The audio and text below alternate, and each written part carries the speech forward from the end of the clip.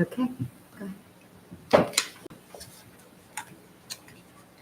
The hour is 7 o'clock. Having arrived, I call the February 12th, 2025 meeting of the Columbia Borough Historic Architectural Review Board to order.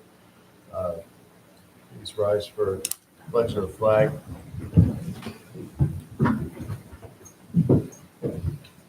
Pledge allegiance to the flag of the United States of America, and to the republic for which it stands, one nation, under God, indivisible, with liberty and justice for all.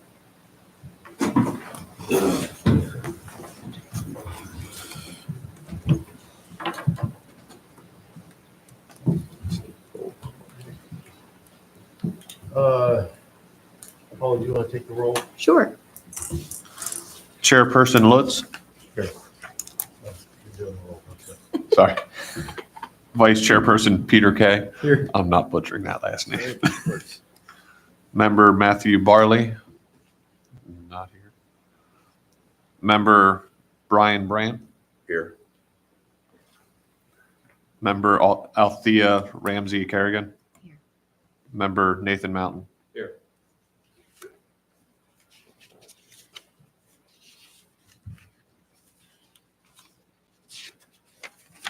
Thank you. So the next order of business is reorganization of the members. What all do we need to vote on? Chairperson and vice chair? Yes. Does anybody want to be chair or vice chair?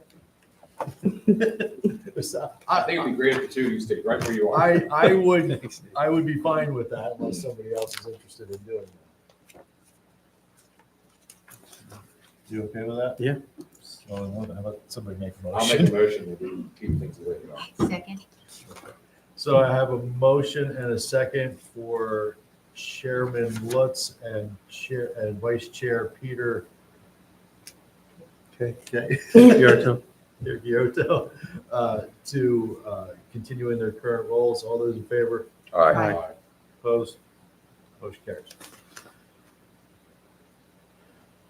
Next order of business is to approve the minutes from the January 8th, 2025 meeting. Is there any, has everybody had a chance to review the minutes? Yes. Yes. Is there any discussion, any changes to the minutes? Seeing none, hearing none, I'll take a motion to approve the minutes. Make a motion. Second. Okay, so I have a motion and a second. All those in favor signify by saying aye. Aye. Opposed? Motion carries. New business. Would you mind going over, Paula, or, I'm sorry, what's your name? Matt, would you mind going over the project for 440 North 4th Street, please? So 440 North 4th is Lancaster Lebanon Habitat for Humanity is looking to renovate or construct a new 5-unit townhome over on at 440 North 4th Street. Are you from Habitat for Humanity?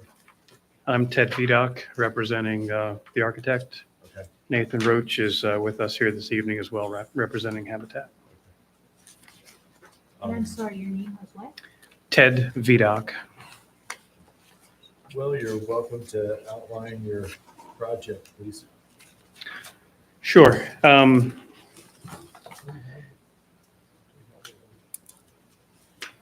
We do. So the package that we had submitted included the full set of architectural, civil, structural drawings, MEP drawings for the project to give you kind of an overview of the whole project, probably the architectural and the civil that are pertinent to this review. We had also included some photographs of the adjacent properties that are neighboring this location. The site that we're talking about here is 440 North 4th Street on the corner of 4th and Linden, about as remote as you could get in the Harb District. Across the street from the Turkey Hill Experience, there's a vacant, undeveloped site that is just on the hill above the Turkey Hill Experience and is visible from visible from Route 30. So the photographs that I had also submitted, I think, give a good representation of the architectural character of the neighborhood that we're building within.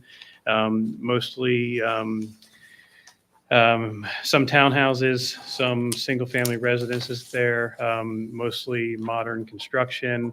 The materials that are being used there are almost exclusively vinyl and aluminum siding, vinyl windows, asphalt shingle roofs, and fairly simple architectural ornamentation. So the project that we're proposing for this location is a 5-unit townhouse development that would be developed and built by Habitat. The majority of the trades would be essentially used by volunteer labor for Habitat. So, part of the charge for the project is keeping things simple in terms of details and traditional in terms of construction methods. But we certainly recognize the prominence of this site, the location up on the hill, the view that you have from Route 30, and trying to do something that's architecturally appropriate there, both for the Borough of Columbia as well as in this extent of the Harb. So the units that are proposed are 3-story units. So you would enter from the north side where you have 2 stories shown from the parking area. Each unit has their own dedicated entrance. And as you see in the images on the screen, it would essentially be 2 stories. As the grade drops off to the back of the site towards Route 30, then we would have essentially a daylight basement exposed on the back side. So, the architectural design is trying to keep a rhythm between the units. Each unit has their own distinct entrance, along with their parking on the front. But along the back side, facing Route 30, we tried to pay attention to the scale and the ornamentation along there as well. Again, you do see the site fairly prominently as you're coming down Route 30. So, kind of breaking up the roof line with traditional dormer forms, bringing out a deck. Because of the steeply sloping site, there's not a whole lot of outside site area for the homeowners here to enjoy. So I tried to create some of that space with an outdoor deck on the second floor, again, while trying to kind of break up some of the architectural form on the back side of the building with a little bit of a canopy roof line above the decks to, again, create some shadow line, create some architectural interest, and kind of break up that facade. So the rear of the home is going to face Linden Street? Correct. And a lot of that had to do with the substantial grading on the site. So we're coming in with the curb cut off of the sort of opposite Linden. So we kind of come in up there, and that's where we were able to have a fairly level area for parking and access to the units, with the site kind of steeply dropping off to the back. Yeah, I was on zoning a number of years ago on a similar project for the same parcel. We approved a similar project, but you came in off of 4th Street into the back of the homes, and the front of the homes faced Linden. Mm-hmm. And steps came down that grade Right. to the street. Part of this was also trying to accomplish accessibility in some of the units, at least an accessible entrance and an architectural design that would allow for accommodations of accessibility on the first floor. So trying to maintain the grades and have that sort of accessible entrance from the parking lot in through that first floor was something that was one of the objectives for the project as well, which would have been challenging from the Linden Street side. Was this design approved by zoning? Yes, we do have zoning approval from this.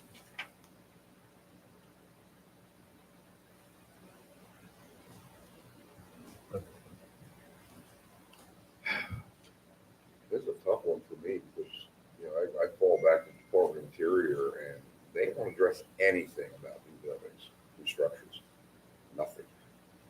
So I'm really more concerned about just the appearance of the building site itself as it's compared to what is around it about I guess across the street, say Turkey Hill, that's right across from Turkey Hill Experience. Correct. It's, I can interlock those. I think my only concern is that, from a new building standpoint, as you said, there's nothing really guiding us There isn't. here on this. But There's language about additions. Yeah. I mean, it's a Additions, but paraphrase. yeah, they always talk about preserving what was already there. Right. We don't have anything to, no, my concern is that it's a high visibility area and the facade of the building recognizable from the street is the rear of the building, which I think is a little awkward. It's certainly unusual anyway. But I understand what you're saying. But essentially, like, none of these units are going to have any outdoor space. There's a small area right outside the daylight basement doors. There's a concrete patio there and a small area, but grade essentially immediately drops off when you get beyond that small concrete patio. When I compared this with the feeling and look of the project that we just approved at the corner of, I guess it's Third and Linden, it seems to be in keeping with that feeling. yeah, you're exactly right. So that's, I mean, a neighborhood atmosphere. It does fit that corner, but if you think about how much we beat them up over the hotel and how much they're doing to make that fit in, and now we're going to say we're completely fine. But there's no old to keep here. Well, I agree with you, 100%. If we're telling someone they have to have brick in one section, and then we're saying vinyl's fine in this section, are we making expressive?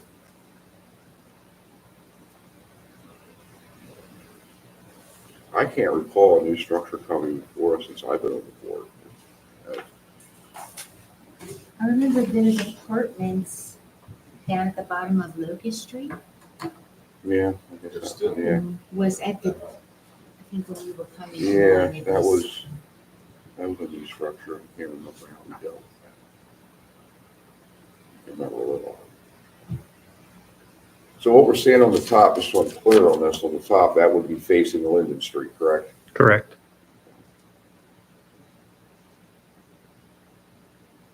Is there a safety concern with the concrete pad and then the sharp drop? Is there a need for a fence or something there? I mean, It's like a 12-foot drop. And it's not. it's not probably, yeah, vertical, probably but about it's not that. an easy one. Correct. Are you saying I mean- from this lower level down to street level? Yeah. It's still gonna be a drop? Yeah. Like a pretty sharp one. Can Horn follow up what you just said, John?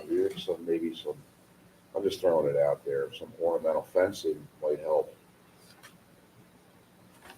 Fit the texture, what we're looking for. I mean, you can't have historic value of a new building because it's new. But try to keep the building site in conjunction with what is around it.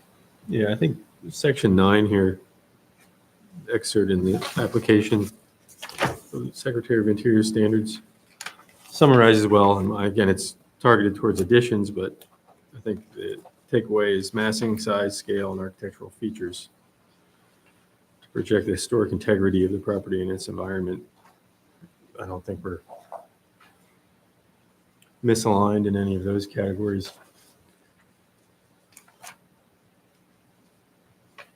I would say that the design is more compatible with the standards that you read than the adjacent structures that are Right. existing on the Yeah. street. Yeah, I agree.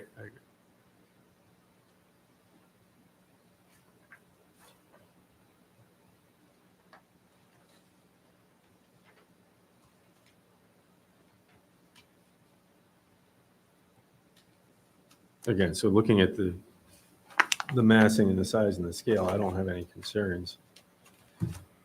I mean, I heard mention of the material, but again, I don't know that the standards identify new construction not being allowed to. It specifies existing structures not replacing or altering, destroying historic materials. Yeah, Peter, just based on what you Right. just read, I mean, I think the key word in there is the environment. Right. Are we keeping, and it's not a whole lot there to keep with that environment. I mean, the environment is what you just brought up. With the property right down the street that we reviewed not too long ago, how it fits with that. You're never going to have it fit with the whole silk mill across the street. That is-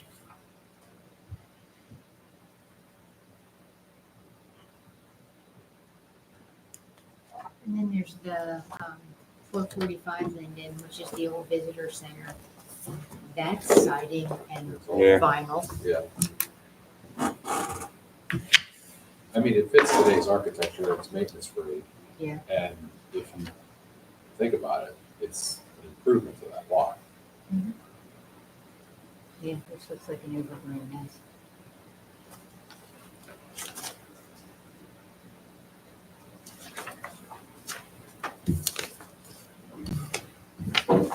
Any other questions for the applicant? I had a mechanical question, and maybe I read it wrong.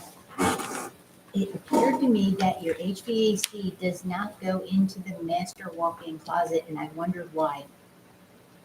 It's bigger than the bathroom. It's a large closet, but why would you put no ventilation in there? Isn't it gonna get stale? We'll certainly consider that. I just wondered. I mean, I would love a nice walk-in closet like that, but I would want HVAC in it.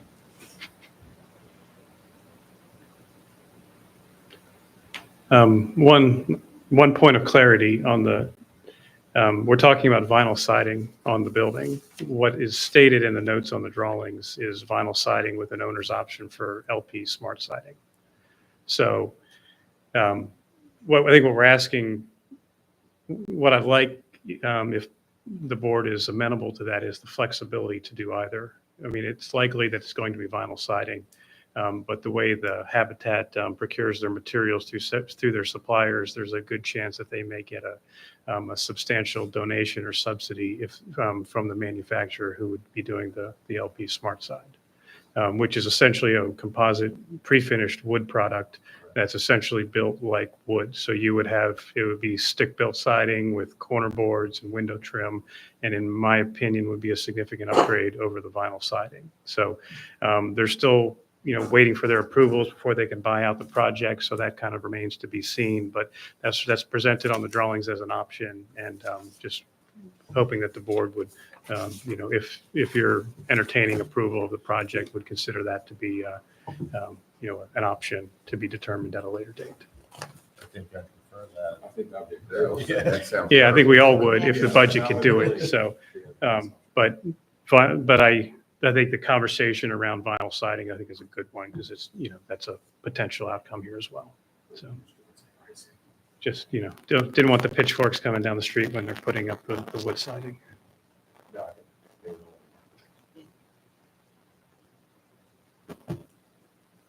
Yeah, I mean, I think it's a great project. My only real concerns, I think, are really from a zoning and planning perspective, and that's not really a business tonight. So, we're going to have this discussion.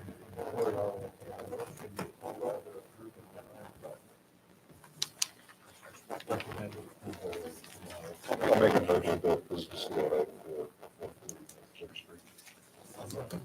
motion and second, all those in favor?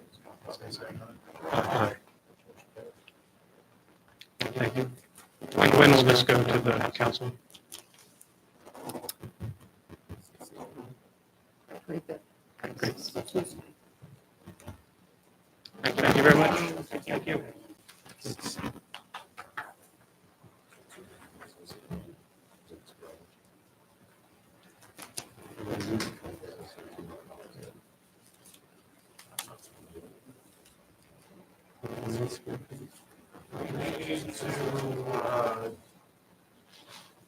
Let's discuss the administrative approvals. I just, also on there for your information, if you have any questions, we do have that information here. The basics. So taking solar panels out. What's that? Yeah, Yeah, so that's different. I wonder why.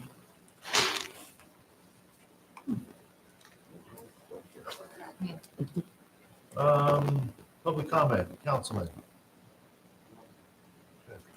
What's that? I'm a little shocked you guys didn't remember that. I don't remember. Anybody on During my Not time. where I was here. No, maybe not, maybe not anymore. We all We did. got on the board. Remember? Yeah, remember they all left and we came, Yeah, the other guy ran for council, didn't he? What's that? The other guy ran for council, didn't he looked. Yeah, familiar. Oh, he's the one planning. We don't miss. he? Yeah. Okay, yeah, he looked really familiar, but I didn't know from where. Is there any other business before the board? Okay, next meeting of the board is scheduled for March 12th, 2025. There's no other business. I'll entertain a motion to adjourn. So moved. Motion, Second. second. All those in favor? Aye. Motion carries. This meeting of the February 12th, 2025